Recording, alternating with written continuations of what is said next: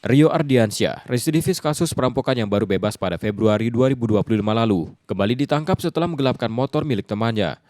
Pelaku dibekuk di Indralaya Ogan Ilir, sementara motor hasil kejahatan telah lebih dulu disita polisi dari hasil penyelidikan.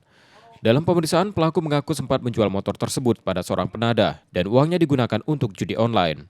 Aksi itu bermula ketika ia mengelabuhi korban dengan mengajak rumahnya lalu meminjam motor dan kabur ke Ogan Ilir hingga tak dapat dihubungi.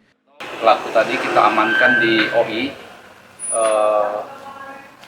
Alhamdulillah pelaku tertangkap karena menggelapkan motor korbannya warga Sekanak.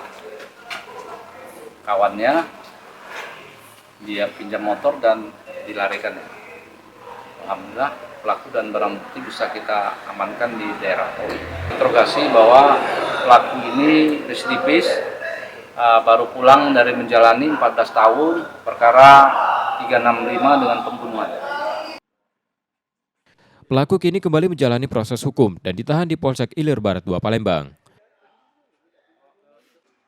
Reski Oktora, Muklas Differential, Kompas TV, Palembang, Sumatera Selatan.